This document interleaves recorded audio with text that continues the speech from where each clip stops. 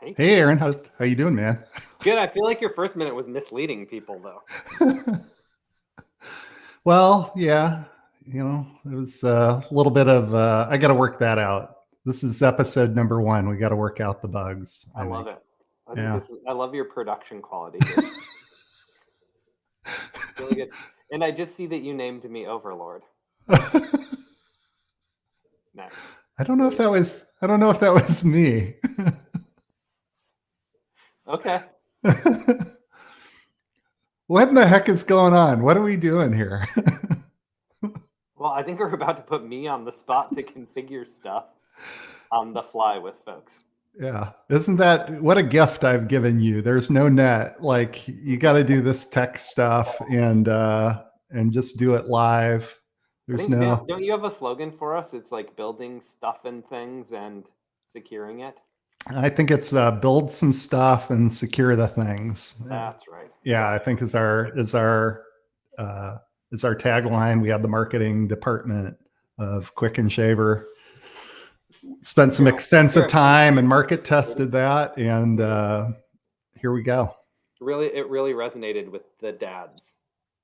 Yeah. So anyway, as a first episode, I think you and I, this is our normal shenanigans that we do in our training sessions, or just as we're talking to each other through the day.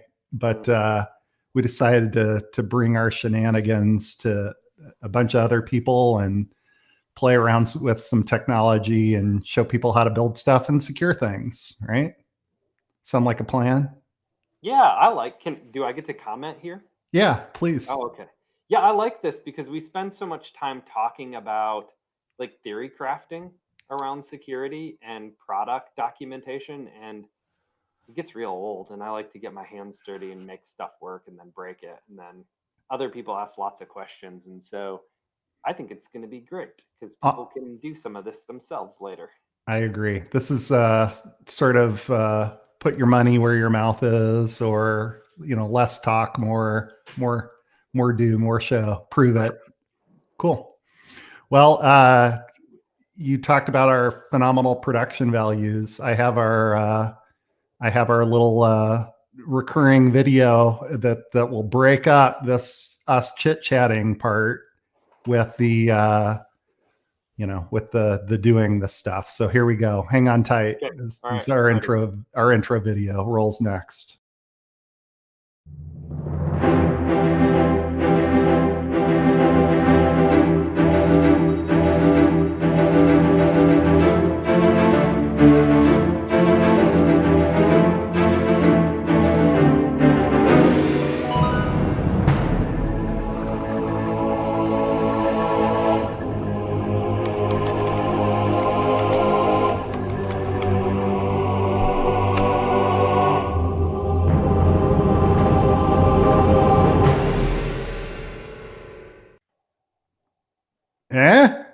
Yeah, that's pretty good. I bet we spent a lot of money on that, didn't we? $50 to a teenage kid. It's amazing. It's amazing what you can accomplish. I like it. Cool. So what are you gonna? What are we talking about today? I thought you had the topic. What are we gonna do today? I think we're gonna do some stuff with Wireguard. I think we are gonna do stuff with Wireguard. Yeah. So I really like Wireguard.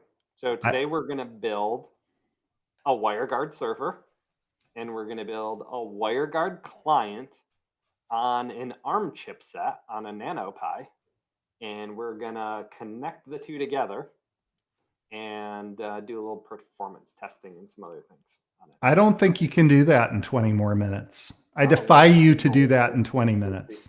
It's pretty fast. Okay. So, should we talk about what Wireguard is? Yeah, I think we should. I think that's one of our things that we want to make sure that we focus on, is that we're actually talking about why this is important. There's plenty of tutorials if you want to look at how to build Wireguard. We'll show you a little bit, but I think why Wireguard is pretty important to me. So I like Wireguard, and I'd love to hear why you like Wireguard. One is it's a lot easier to set up than IPsec. It's a lot more secure in many ways than IPsec and definitely SSL VPN. I like it because we don't pay a high performance penalty with it. We're able to maintain a lot of throughput with fairly low CPU overhead, and it works on every imaginable platform.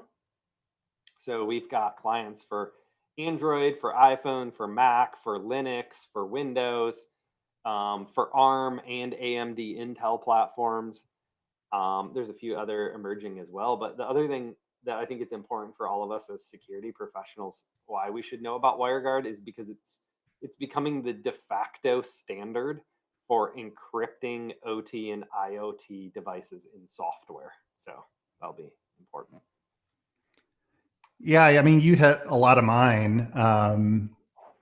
I think, being a cyber guy, we're both cyber guys, but a lot of vulnerabilities, a lot of attacks. When you think about a lot of in 2020, there were so many of these ransomware attacks against companies, and there are a lot of causes to that, but it's amazing how much VPN, I think about a third, I don't have the great numbers in front of me, but I think about a third of attacks were people attacking different VPN platforms and getting into networks through poorly secured VPN and attacking from there. So that's one of the foundations of zero trust, is that, and you'll hear us use these terms, underlay and overlay networks, is that our underlay networks, even inside of our data centers or our enterprise networks or our WAN, we treat them with the same level of distrust as the internet. And so I'm a big fan of building these overlay networks, and WireGuard is one way to build an overlay network. And what's unique about WireGuard is that it's built to be a peer-to-peer VPN. So we can build it without sending all of our traffic through a server or VPN concentrator. And we're able to allow hosts to actually orchestrate VPN tunnels amongst themselves. that's a lot of cool words. Why don't you build something? Okay, I'm gonna build something. So I'm gonna share my screen. I think that'd be helpful. Okay.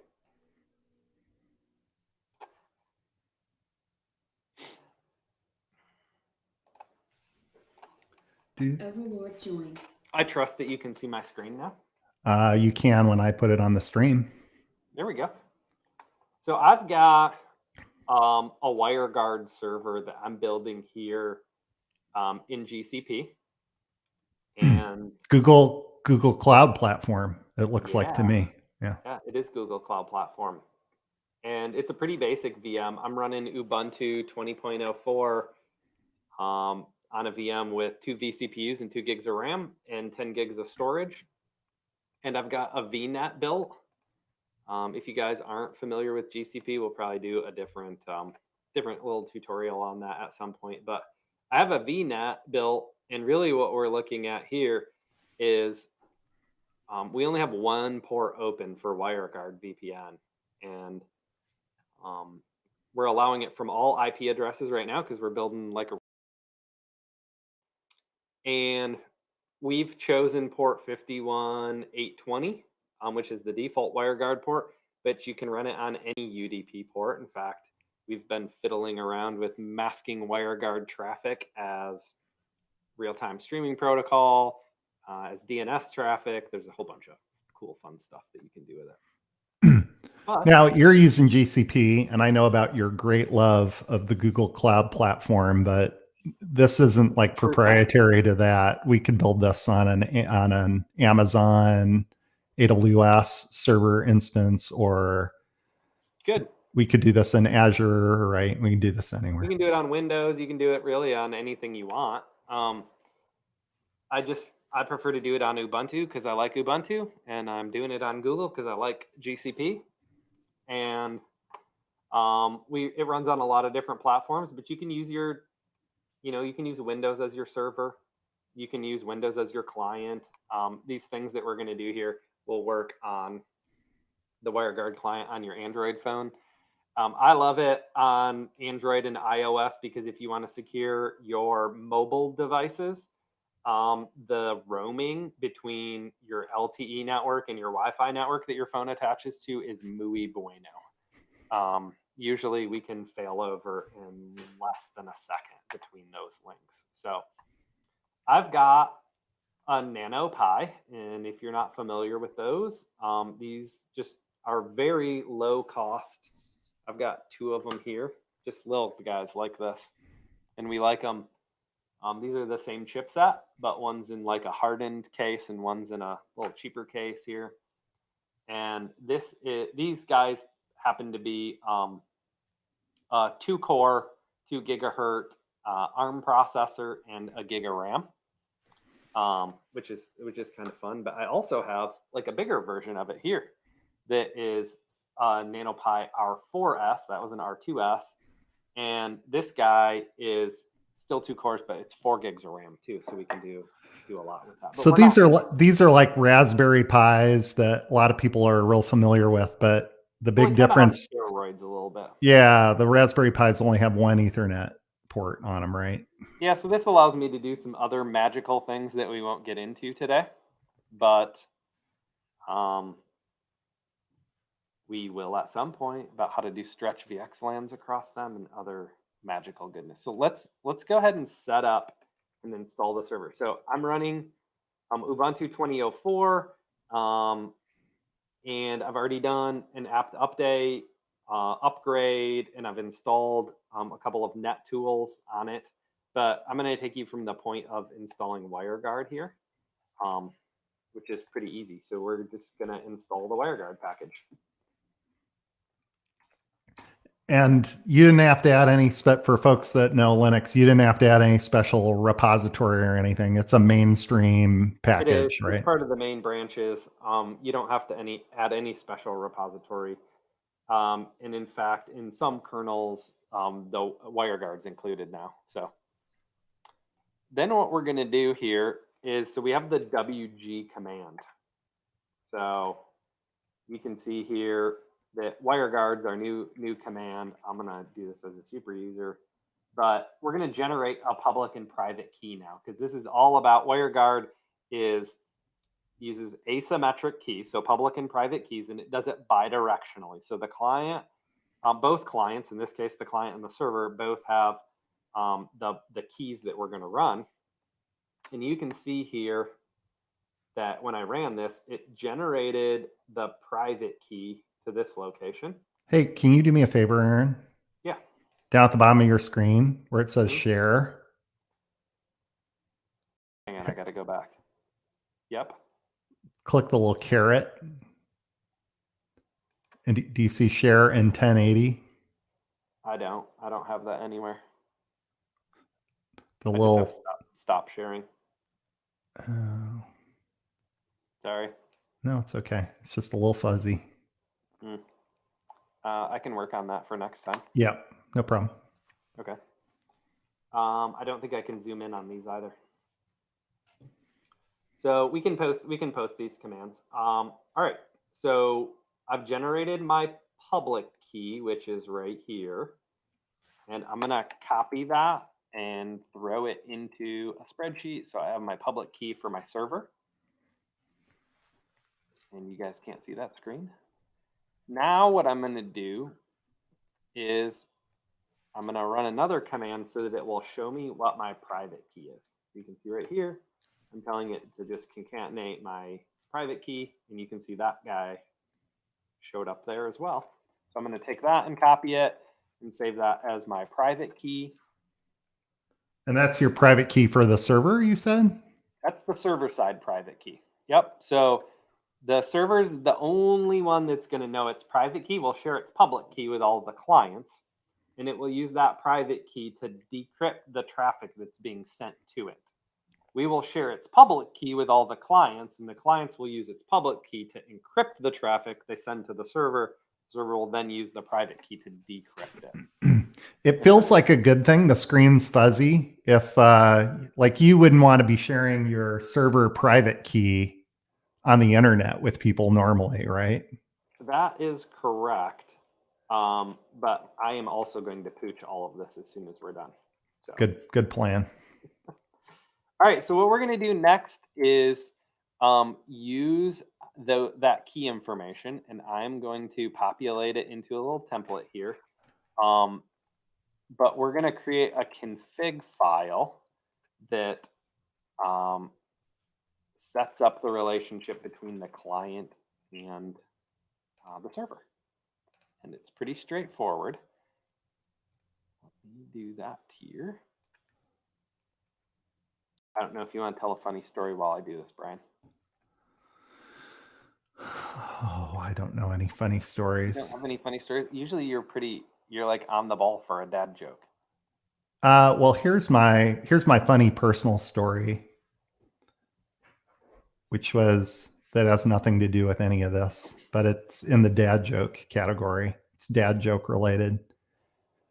I was driving with the family over the weekend to church, actually, and my wife looks at me like I'm crazy and says, "Can't you hear that? Can't I hear what? The brakes, they squeal every time," and everybody's looking at me. And I know I can't hear the brakes squealing. Like, that's when you know. That's when you're time for you to get your hearing aids installed. Okay, so thank you for buying me time there. So I've got my config ready, and I'm gonna edit this config file here, which is a new file, so it'll create it. And I'm gonna put in a really simple configuration. And there's a couple different pieces that we can use, but really we're just creating a private key and my private interface here on my Wireguard server. And so I'm going to exit out of this now, and I'm going to do the same thing. We're going to do the install on the NanoPi side of things as well. So now we've got to do the same install over here, and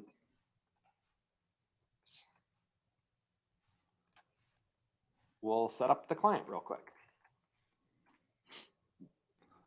So that looks like a sudo apt install Wireguard.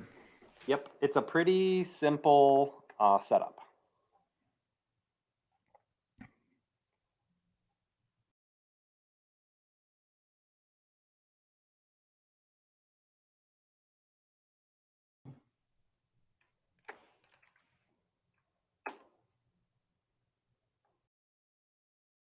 And it's about the same. Like, this is really lightweight. I don't know what it was at, like about just over 1.5 meg of client side. So that's pretty good. So now we're going to generate our keys. So now we have our public key, which I'll save. And we're going to grab our private key.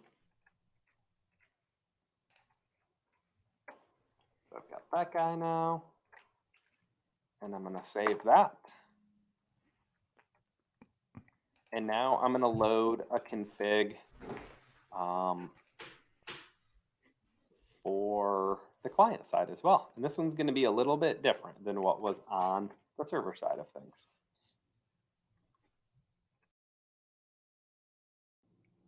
Kevin Ricard, you can get CPEs for this. I'll get in contact with the Data Assurance Institute of America and have them generate some artisanal keys. Artisanal keys for you. Yeah, CPEs. All right, so I'm gonna do a little editing on the screen here so that they can see what we're doing. But here is the config that we use on the client side, and we can post examples of this for folks as well. So we're gonna nano that config file again. And you can see it's blank. We're creating it from scratch. And I'm going to grab my config that I created over here.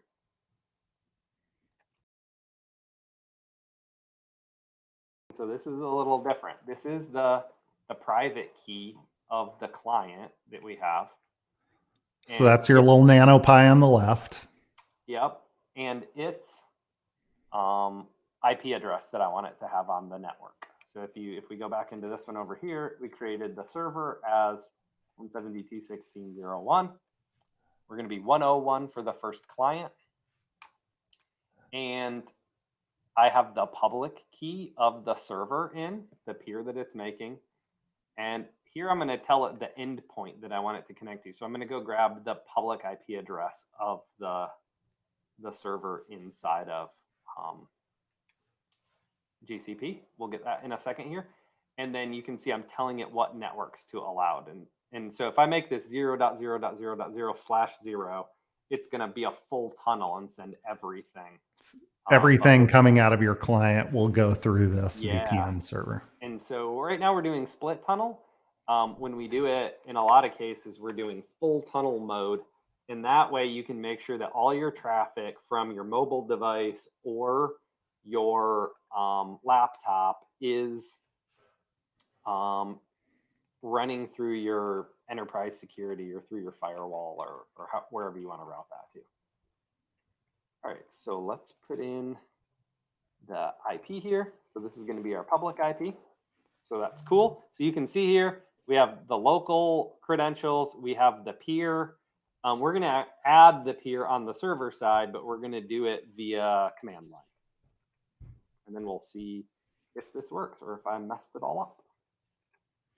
Let's save that. Yep. I have a crowd booing sound effect ready if yeah, I'm sure you do. All right, so now what I'm going to do is actually, you guys need to make sure you do this because that private key is in the config file. We're making sure that we change the permissions on it so that only root can read that key. And then we're going to turn up our interface, our WireGuard interface on each side. Why did that not happen? Uh-oh. What did I mess up on that?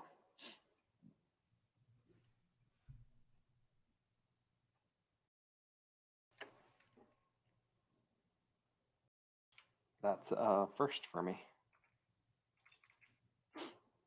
Oh, you know what I got to do? No, I don't know what you got to do. What do you got to do? I did already sudo that.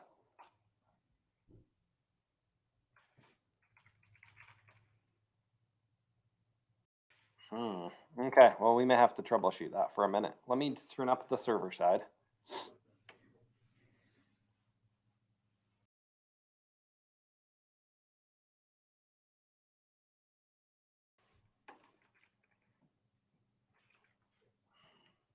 Okay, you can see that guy came online fine. And then we're going to set it to run as a service so that it adds that interface each time.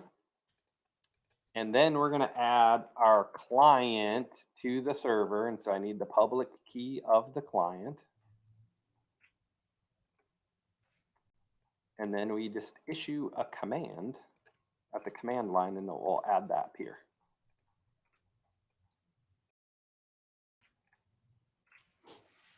So we have, we're telling it to use the WireGuard interface and set it on WG0 and add this peer. And it's going to have an allowed IP address that is the client that we set. So now, if we look, you can see we have our WireGuard interface up on the server. And we have our peer relationship there. And this is my problem. That's what I got to fix there. Because I didn't ever set the correct port number on the server. Yep, let me do that.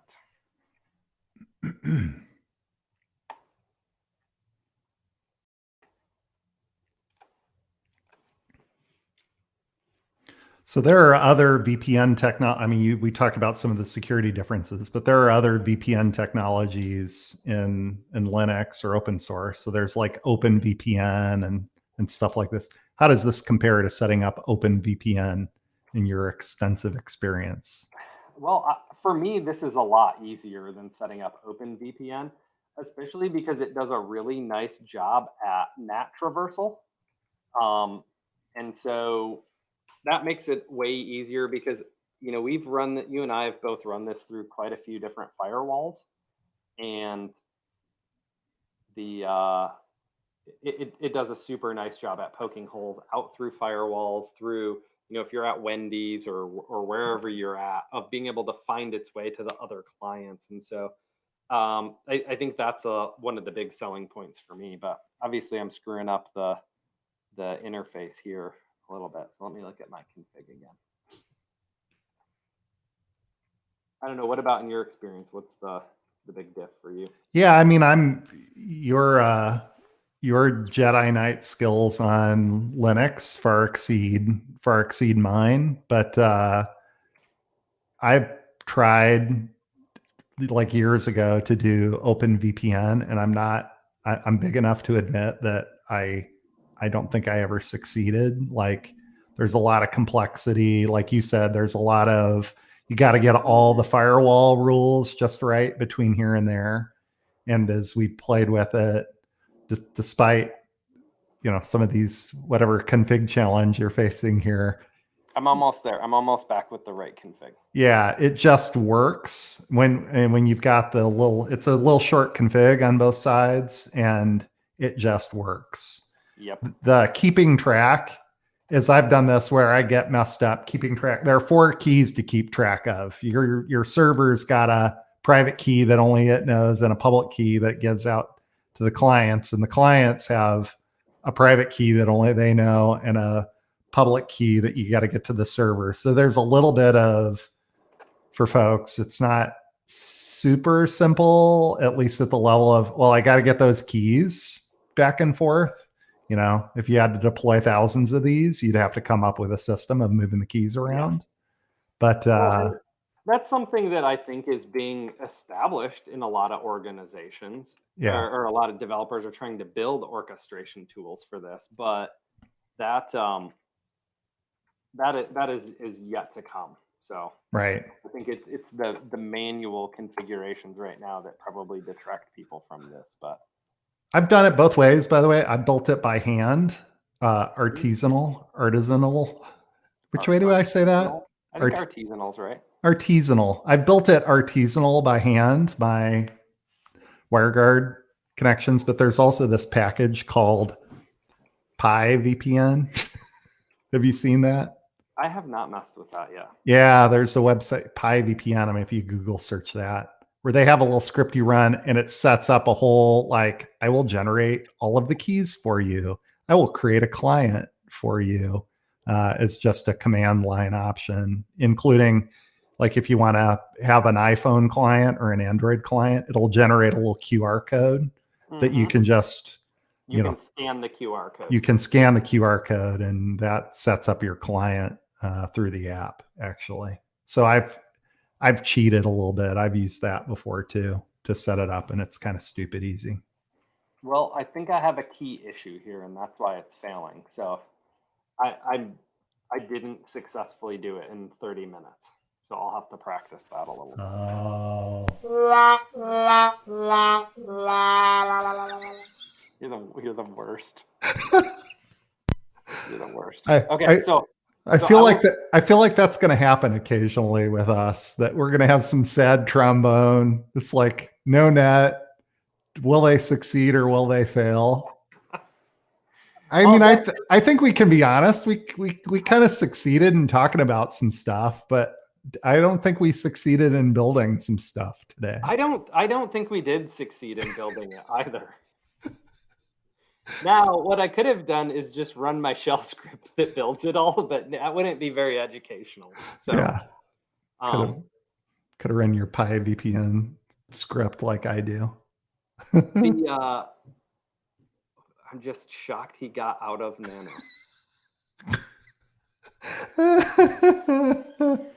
Yeah, but the Nano Pis are great. I love those things. Yeah, they are pretty cool. Well, and we've been running, they just run Ubuntu.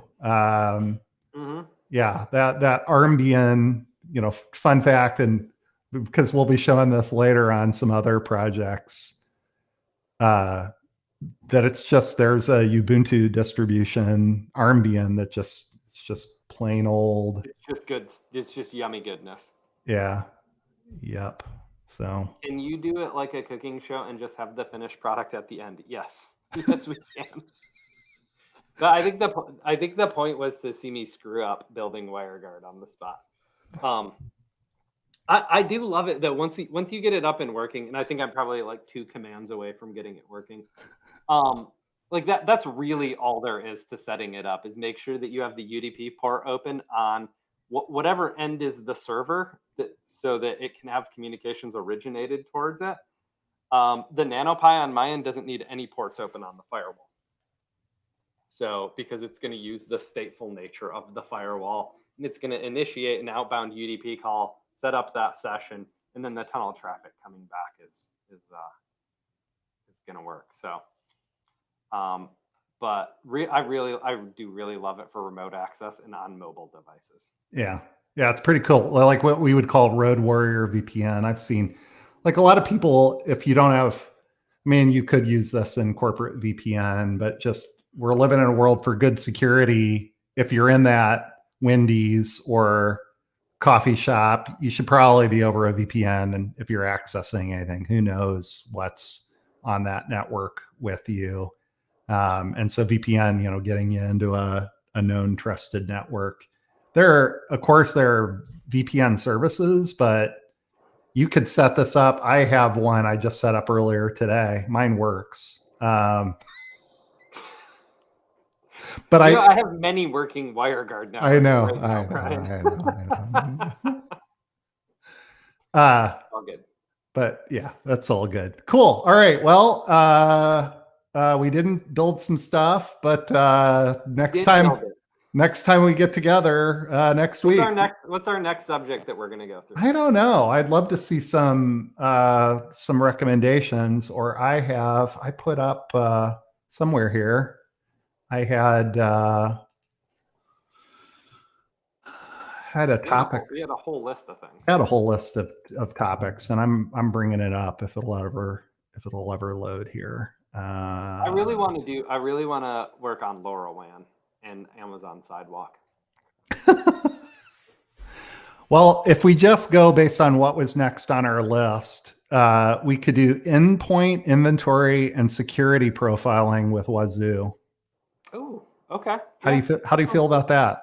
That's good, but I'm not going to build that one on the fly. And you don't have to, because I'm going to do it. Oh, you're going to do it on the fly? Yeah. Hey, you're going to set it all up ahead of time. We'll see. We'll see how it goes. Wazoo next time. We'll do some security profiling. It's like Wazoo. Sys benchmarking next time. Yeah, it's sort of poor man's EDR. So cool. Okay. Later. Yep. Talk to you later, man. All right. Bye.